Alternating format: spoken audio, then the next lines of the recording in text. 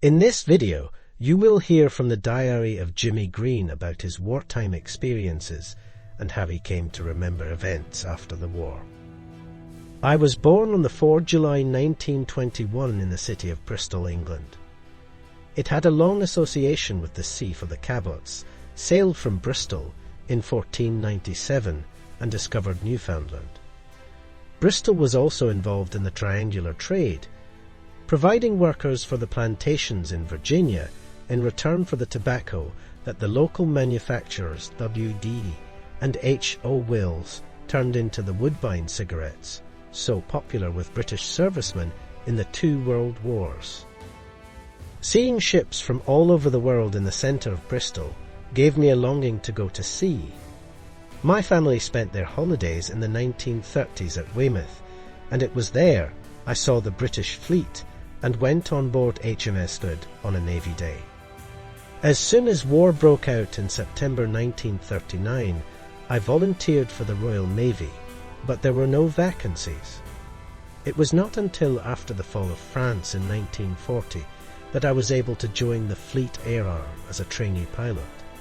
I was fortunate, though I did not think so at the time, in not passing the course, as most of those cadets who became pilots did not survive the war. I was given the option of staying in the Fleet Air Arm as observer or joining the executive branch as a potential officer. I spent most of 1941 in HMS Bulldog, an old destroyer on North Atlantic convoys. In May 1941 we captured U-110 with its Enigma machine and codebooks intact. I was on deck behind the 3.5-inch guns when U-110 was captured. A British sailor who could speak German took my place in the boarding party. The German prisoners were told of the invasion of Russia, which we heard over the ship's radio, but they would not believe us, saying it was British propaganda.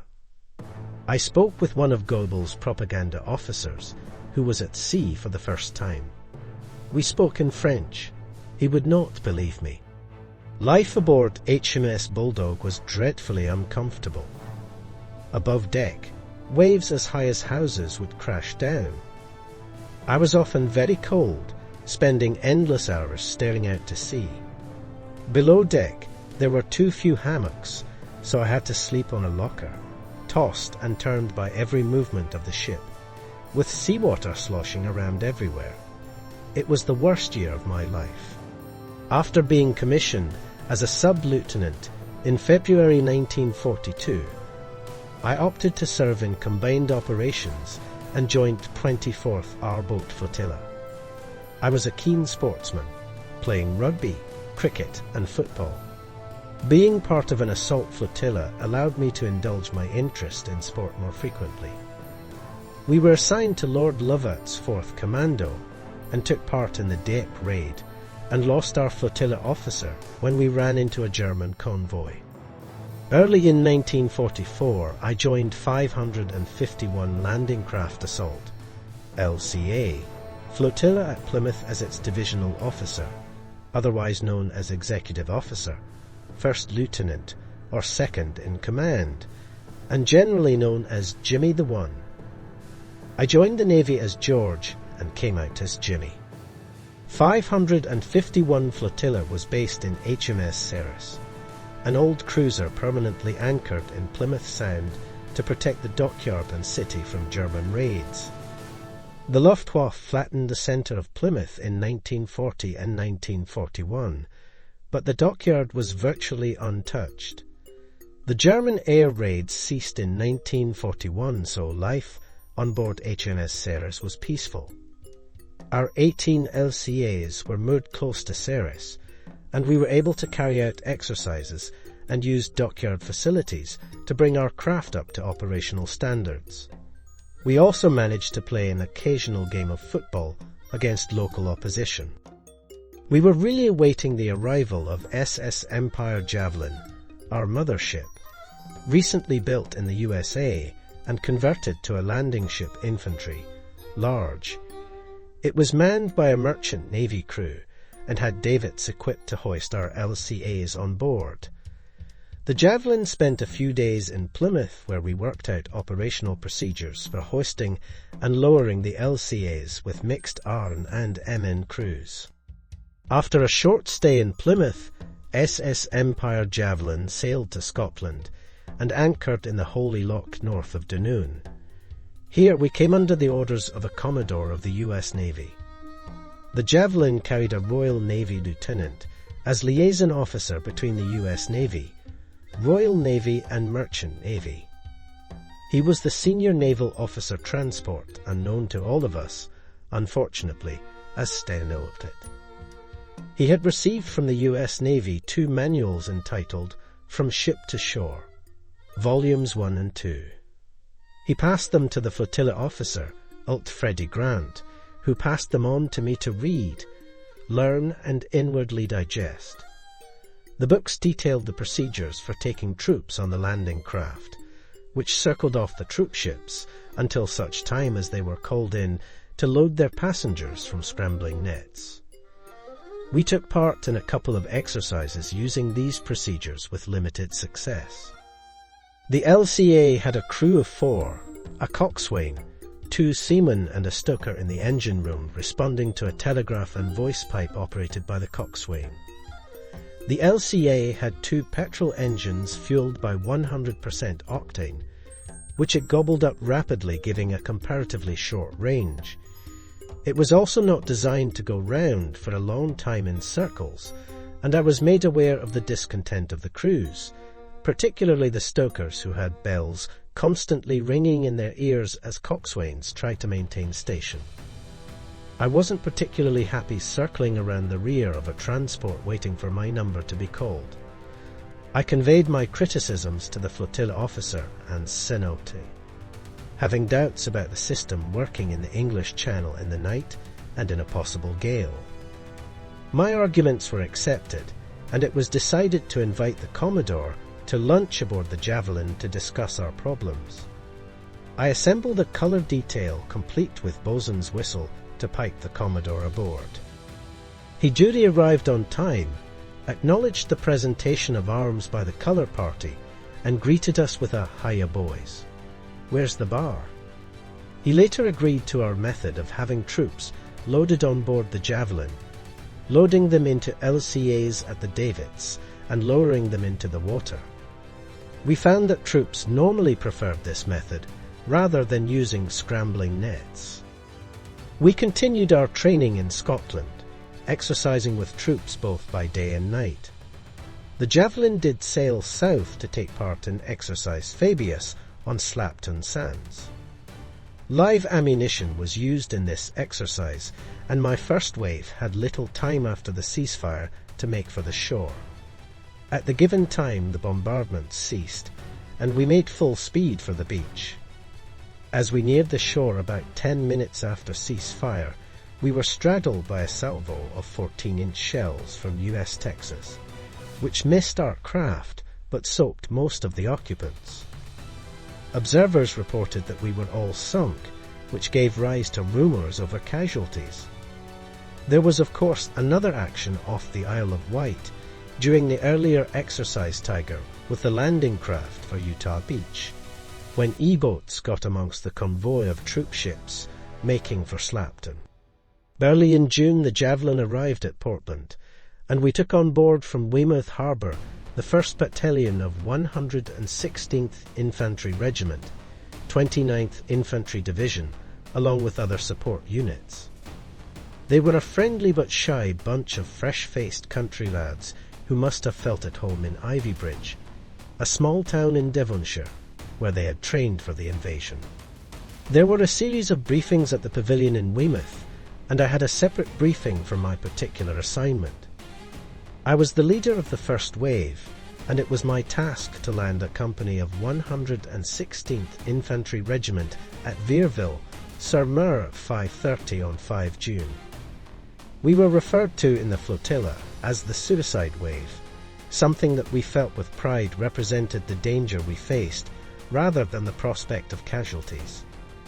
We had trained day and night, including fog. Many of the men in 551 Flotilla had taken part in earlier landings in the Mediterranean. Like so many men on D-Day, we felt we simply had a job to do, and that we were ready for it. Ready for the war to end and ready to get on with it.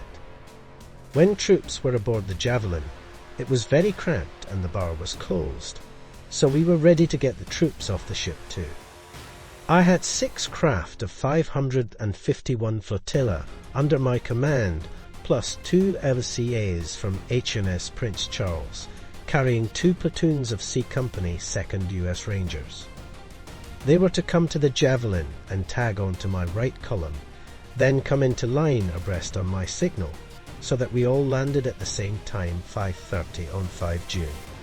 The officer commanding at Company 116th Infantry Regiment was Captain Taylor Fellers, who I believe served in the National Guard at Bedford, Virginia.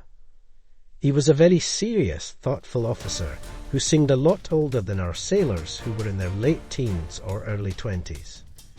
It was his objective to secure the pass at Vierville-sur-Mer, which led off the beach between the cliffs. It was my task to put him and his company, plus the Rangers on the beach, at the right place and at the right time. For as far as I could see on D-Day in both directions, Captain Fellers was the first American soldier to set foot on Omaha Beach in front of the Vierville-sur-Mer draw. The beach was empty, apart from the beach obstacles laid by the Germans. Taylor Fellers spoke to me of his concern that this would be the first time that he and his company would see action, and asked me to give them every support. He sought me out on the Empire Javelin. I assured him that if we saw any Germans, we would certainly open fire with our Lewis guns. In the event, we were unable to do so. We landed about 100 yards below the beach obstacles soon after low tide and hundreds of yards from the edge of the beach. It was dull, grey and overcast. Like so many, we could not make out a single German.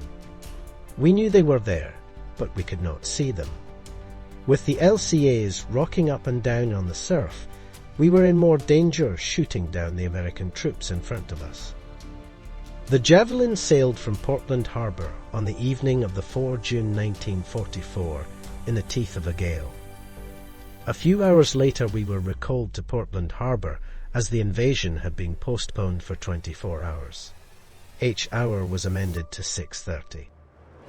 I turned in at about 22 o'clock hours on the night of the 5 June with instructions for a call at 4 o'clock as we were due to launch at 4:30. I was shaken at about 3:30 by able seaman Kemp, who combined his duties as captain of the heads, toilets, with looking after the officers. I don't think there was any reason why he combined both tasks. He asked me if I would be good enough to report to the flotilla officer, as the launching time had been changed. At first, I was annoyed at being woken early. The ship was bouncing around in the heavy seas, little different from the previous day. Freddie told me to get the first wave launched as soon as possible, as I could not make my planned rate of knots in these conditions. My craft LCA 910 was on the starboard side of the lower deck, with LCA 911 behind me, followed by the LCA Coxed by leading seaman Massingham. Captain Taylor Fellers and 31 of his men were waiting at the davits opposite LCA 910 and were soon taken on board to be launched in the pitch dark into unfriendly sea. The lowering into the water was a bit of a nightmare, as the heavy block and tackle was moving around and had to be secured against one's body before the hook could be released from the ring of the LCA. The after hook had to be released first, while the LCA maintained position until the forward hook, my responsibility, could be released. My coxswain was leading Seaman Martin of Newfoundland. How I blessed those cabots from Bristol for discovering a land which produced such an excellent seaman. Instead of my normal sternsheetsman, the sailor at the back, I had been given at the last minute signalman Webb to work a brand new signal set. also given to me at the last minute.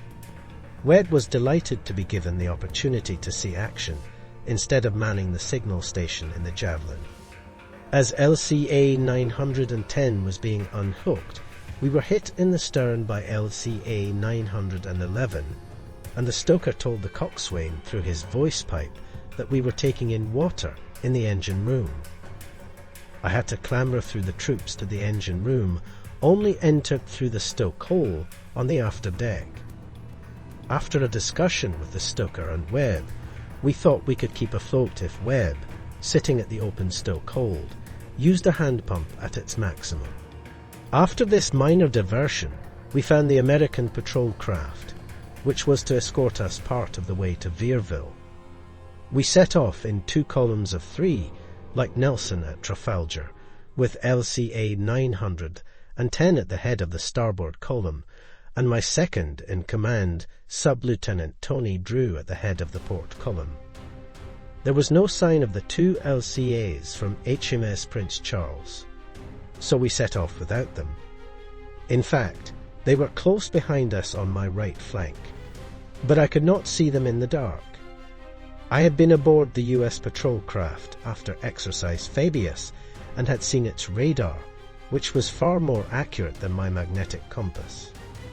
It was heavy going in the Ross Seas, and we were shipping water over the bows. However, we were on course and on time. About 5 miles from the coast we parted company from the US patrol craft with mutual signals of respect. A few minutes later we came upon a group of landing craft tanks, LCTs, wallowing in the heavy seas and making about half our speed. I muttered something like, "What the hell are they doing here?" Taylor Fellers, who had been sitting on a bench with his men, joined me and told me the LCTs were carrying tanks scheduled to land before us and lead a company up the beach. This was a complete surprise to me, but it didn't make much difference, as they had no hope of getting there on time. We left them in our wake and never saw them again. It was beginning to get light, and the bombardment by the battleships and cruisers had ceased. I could vaguely make out the French coast through the gloom and noticed puffs of smoke moving along the top of the cliffs. Dismissing the thought that it was the US Texas emptying its gun barrels, I believe that it was a steam train puffing its way along the coast to Cherbourg. It was approaching the time to form line abreast and make our dash for the shore. I turned round to see how the other craft were coping.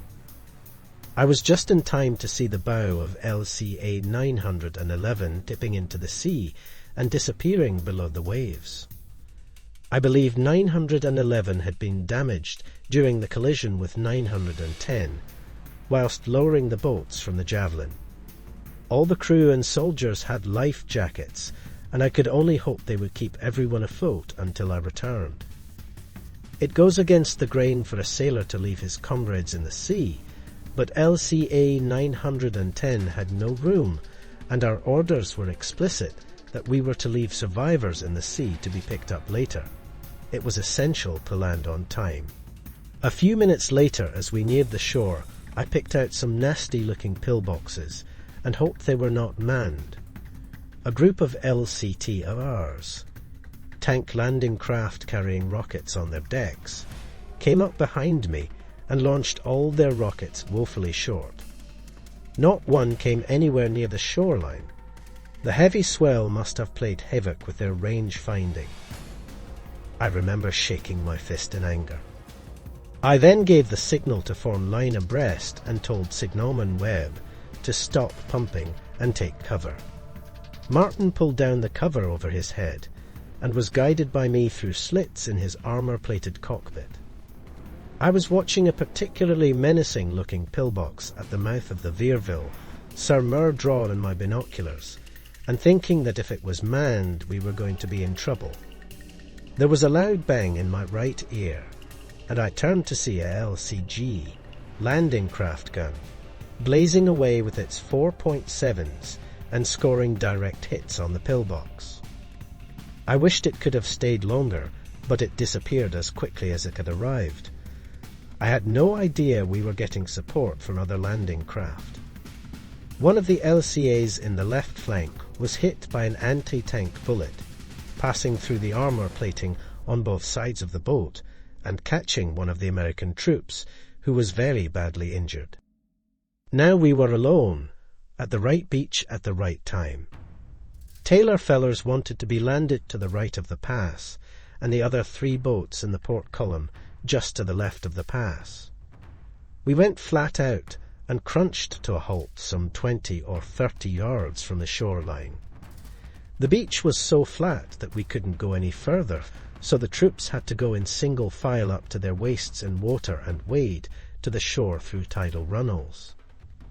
Taylor fellers was gone as soon as the ramp was lowered, before I could wish him luck, followed by the middle file, then the port file and the starboard file as practised, and in good order.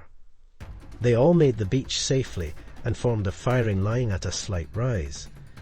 At this time there was a lull in the German firing. They had been plopping mortar shells around us and firing an anti-tank gun, but suddenly they ceased fire.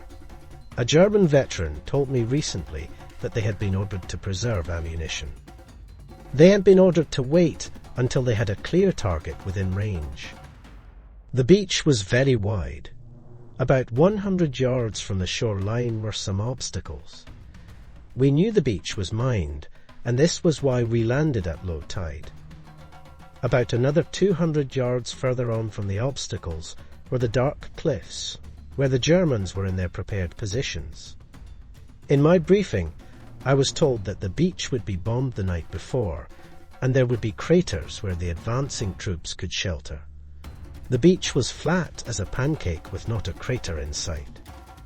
The landing took quite a time, and I was itching to return to the survivors of LCA 911, hopefully still afloat about a mile offshore. I looked to my left and saw Tony drew up to his neck in water around the stern of his LCA, and obviously in some sort of trouble. He told me much later that he had reversed off the beach into a tank, likely, but he was right. The 2 craft with the Rangers on board had landed just behind us and to our right. The crew of one of these craft were waving frantically at us and wanted us to take them off. I thought twice about it, with Tony Drew and the survivors from LCA 911 in mind, but I couldn't leave them on the beach, so 910 went into the beach again, grounded and picked up the crew. One of them was wounded and had to be supported by his shipmates. They told me that they had been hit by 4 mortars on landing, which destroyed their LCA and killed a number of the Rangers. There was no one else nearby, so I assumed the Rangers had looked after their own casualties. Tony Drew was still up to his neck in water around the stern of his LCA. He told me that his rudder had jammed, but he could fix it. This LCA made its way 10 miles back to the Javelin without steering, using the twin engines to steer the boat. It was about this time that I remembered to send a signal reporting our landing. I looked round for Signalman Webb, who was on the afterdeck sweeping off the remains of our smoke float, which had probably been destroyed by a near miss from a mortar or anti-tank shell. He obviously enjoyed his role as a seaman, much more exciting than relaying signals in the Empire Javelin.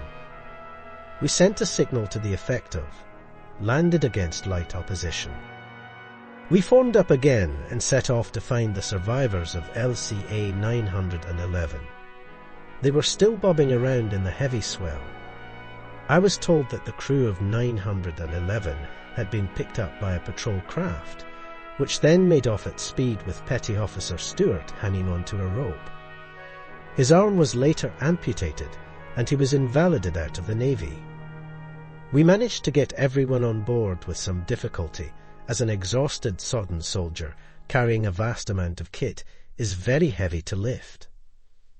I had to use my sailor knife to cut the straps releasing the kit before being able to lift survivors aboard, leaning over the side of the boat and being held by my legs. In some cases, I had to lower the ramp and lift exhausted soldiers in over the bow. No one was left in the water.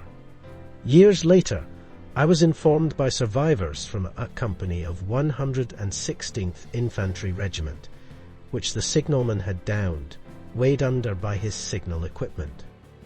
The survivors asked about their comrades, and I told them that they had landed as planned. Many wanted to be taken to the beach, but they were in no fit state to take any further action. Any American cigarettes. We returned to the Empire Javelin and took several shots at hooking on. The Javelin had to up anchor and make a lee. The conditions were still so rough. We had never set sail in such seas. Martin was hit by a swinging block, which through hits revealed our losses. The surviving landing craft were badly shot up. As we came to anchor, we were greeted by all the ships sounding their sirens as a signal of their respect. It was a very moving and rare experience. We were the first vessel to enter Plymouth Harbour from the invasion. 551 flotilla formed up on deck. We had been told to expect 1/3 losses, and in respect of the landing craft, the planners were right. We returned with 12 out of 18 LCAs, with many of the remainder badly shot up. The second and third waves of LCAs from our flotilla had landed between 700 and 800, by which time the tide and reached the beach obstacles, and the Germans had them within machine gun range and subject to more accurate mortar fire. One sailor from our flotilla, Bill Wheeldon, was killed on Omaha Beach. One of our crews had called to him from the water's edge, but Bill continued to cross the beach with the American troops and was shot down. Many of our flotilla were injured and invalided out after D-Day. All of the American troops on LCA 911, including the CO Captain Taylor Fellers, were killed on Omaha Beach. Many other troops transported on the Javelin and landed by 551 flotilla were killed. It was a long time before we discovered the extent of the casualties. The last time I saw the troops of a company of 116th Infantry Regiment, they had been in conference at the water's edge and were forming an assault line parallel to the waterline, like a scene from the Somme. I expected them to run off in various directions, like the commandos we had trained with. Having completed our task, our attention turned to getting back to the Javelin and away from the beach. Captain Fellers had discharged himself from hospital to lead his men on D-Day. It is not widely known, but there was a substantial Royal Navy presence on Omaha and Utah beaches on D-Day. On Omaha Beach, 4 battalions of American troops were landed from 7 British transport ships and LCA flotillas. Both of the 2nd and 5th, the U.S. Ranger Infantry battalions, were with the Royal Navy, as were the 1st battalions of 116th Infantry Regiment of the 29th Infantry Division and the 1st Battalion of 16th Infantry Regiment of the 1st Infantry Division. Some of our sister flotillas, including 550 flotilla on the SS Empire Anvil at the eastern, Colville end of Omaha Beach, suffered higher casualties. A number of British sailors were killed on Omaha Beach. Many other landing craft, amongst them LCTs for example, were British. We had to replace and repair our craft at Plymouth and take on fresh crews as quickly as possible so as to make many more trips to Normandy, ferrying men and equipment until suitable harbours could be opened. In November 1944 our services were no longer needed and we left the Javelin at Fowey, where we moored our craft in the river there. Shortly after leaving SS Empire Javelin, we heard that she had been sunk by a U-boat in the channel off Cherbourg, where she still rests at the bottom of the sea. 551 flotilla was earmarked to take part in the recapture of the Channel Islands, the only part of Britain to be captured by the Germans. The reception given to us by the Channel Islanders was rather different from the one we received in Normandy. We were the first into harbour, with the Germans still at their stations. We enjoyed several days of celebration, then rounded up the German garrisons and took them back to Southampton to POW camps. I remember being driven around Jersey in a car that had been hidden in a haystack for the duration of the war. The flotilla then sort of disintegrated. We were destined for the war against Japan, but VJ Day arrived as we were embarking for the Far East. The officers' postings were cancelled, but the crews were sent as far as India, where they remained for several months before return to Britain for demobilization. I buried my wartime memories for over 50 years, and it was not until I became a widower in 1995 that my thoughts returned to my old shipmates. I joined the Landing Craft Association, and through them discovered that my flotilla had been holding reunions for a number of years. They had tried to contact me, but I had joined the army after taking a history degree at Bristol University and spent several years in territories throughout the world linked to Britain. I left the Army Education Corps as Alt Colonel in 1976, so I had flown, sailed, and also served in the Army during my military service. I eventually made a reunion in 1997, and once the initial reticence was overcome, became shipmates again. There was, however, an underlying rancour directed at American writers, which had escaped me as I had no desire to resurrect old forgotten nightmares. However, when I read these accounts written by S. L. M. Marshall and Stephen Ambrose, I could see why our veterans were angry.